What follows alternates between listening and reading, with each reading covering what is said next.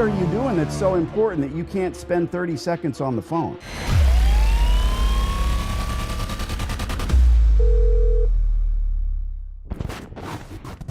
Very good, sir. How are you?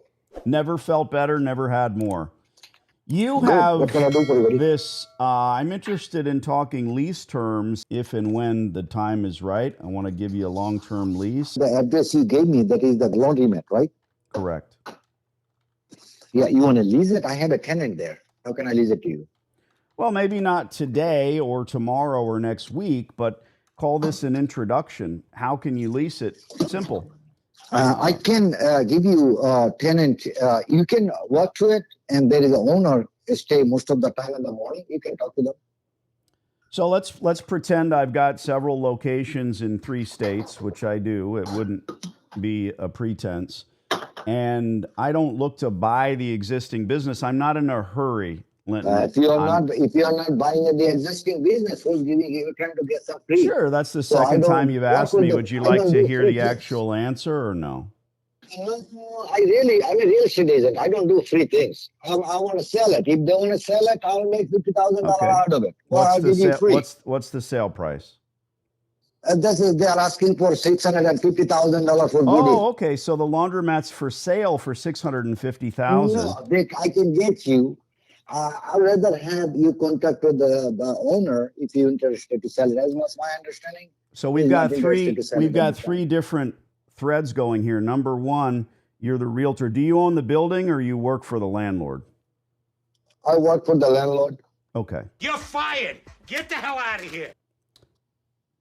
You're the real estate agent. The business is not for sale, but you can get me in there for $650,000. Love it.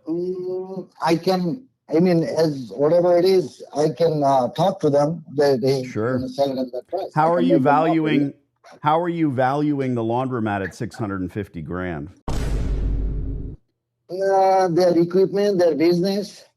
Those are 2 separate things. Yeah, their revenue, whatever. That's 3 separate things now. The equipment, the business, the revenue. Now that's 3 separate things.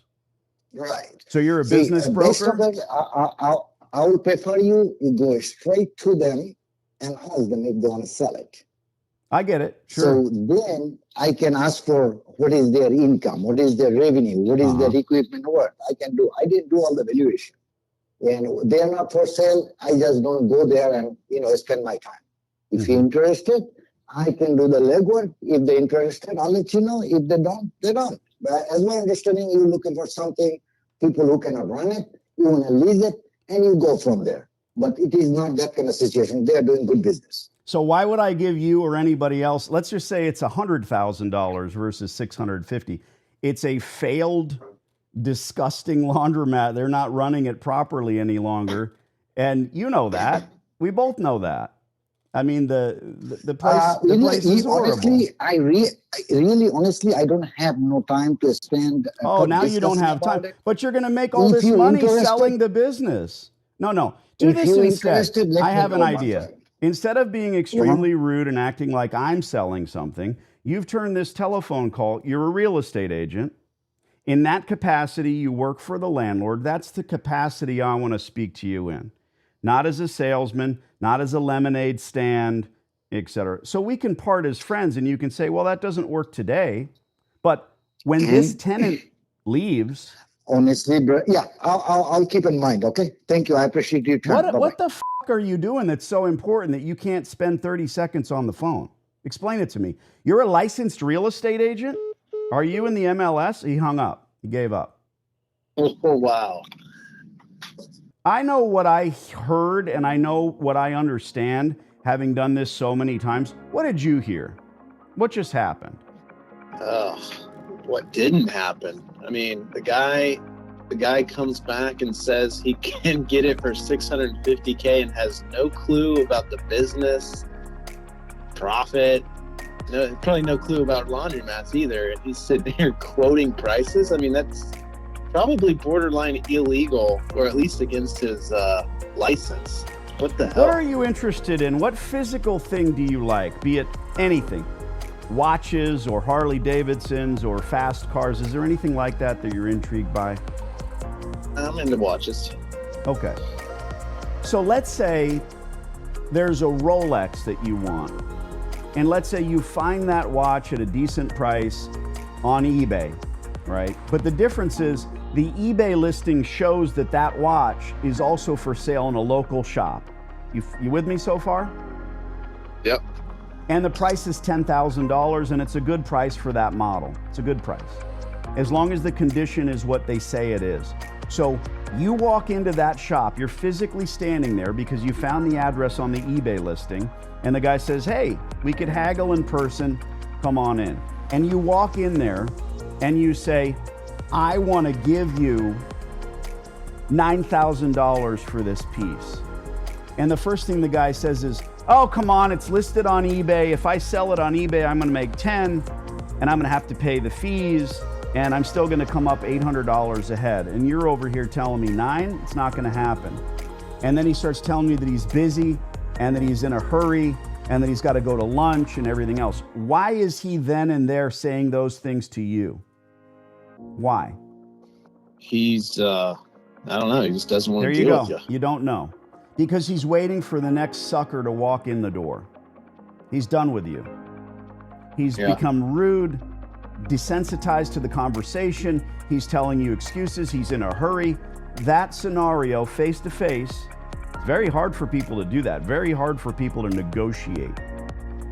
And when somebody like that flips a switch, he's like, this guy is not a real buyer, not at the price I want to spend. I've already got it listed elsewhere. I'm going to get my 10 grand.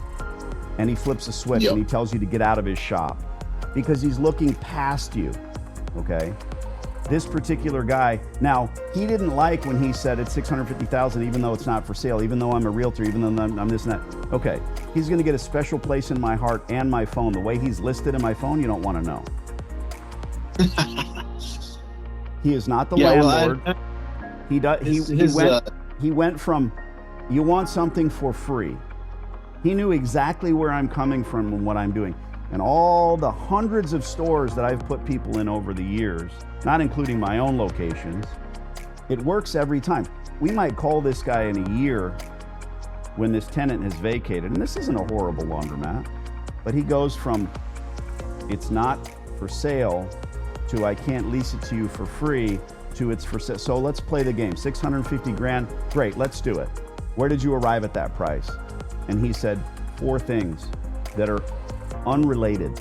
The equipment, what's the equipment worth? He doesn't have that inside information. If the equipment's not earning, it's worth nothing, right? But oh, I can deal with you, buddy. I can make the deal.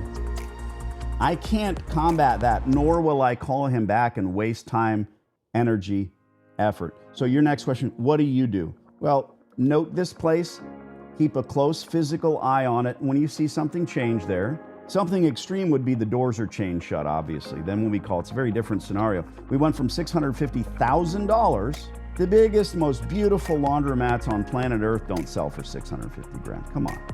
No, especially that one. It's frustrating, right? I should hang up my hat and just stop doing this when I deal with such a moron. But that's what makes it fun.